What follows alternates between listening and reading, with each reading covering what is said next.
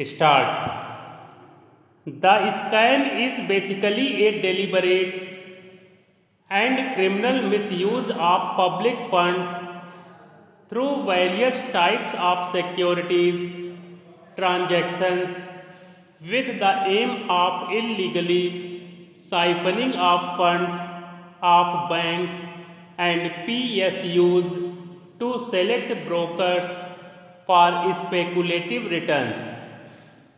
The latest irregularities in the securities and banking transactions are manifestations of this chronic disorder since they involve not only the banks but also the stock market, financial institutions, public sector undertakings, the central bank of the country, and even the Ministry of Finance and other economic ministries in varying degrees.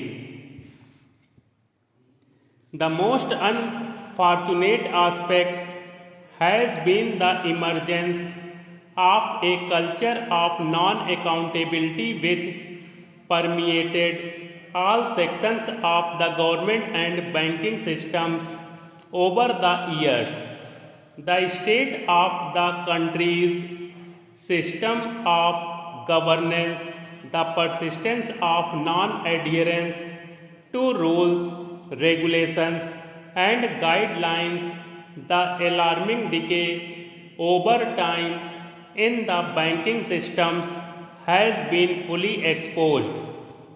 These grave and numerous irregularities persisted for so long that eventually it was not the observance of regulations but their breach that came to be regarded and defended as market practice.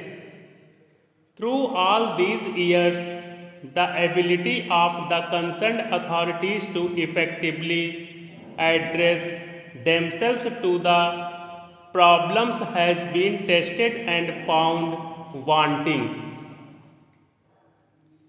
The consequences of these irregularities in securities and banking transactions are both financial and moral. During the period from July 2001 to May 2002, the most glaring proof of the nexus between the irregularities in banks and the overheating of stock market which came to light is explained by the graphic representations of the BSE index and the fact that there was a sharp increase in securities transactions during the corresponding period of the banks involved in serious irregularities related with the scam. What is more apparent is the systematic and deliberate abuse of the system by certain unscrupulous elements.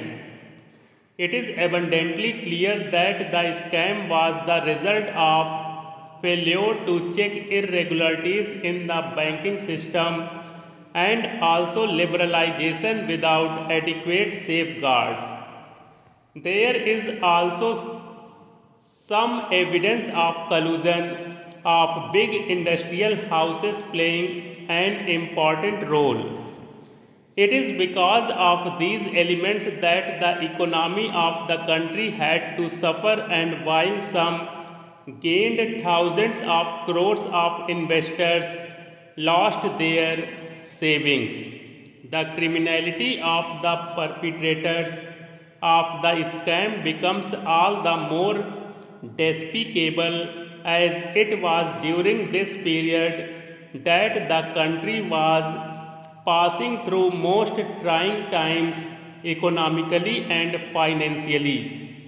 An observation that the committee has been constrained to make at a number of places in succeeding chapters is that for all these, not many have yet been identified and effectively punished.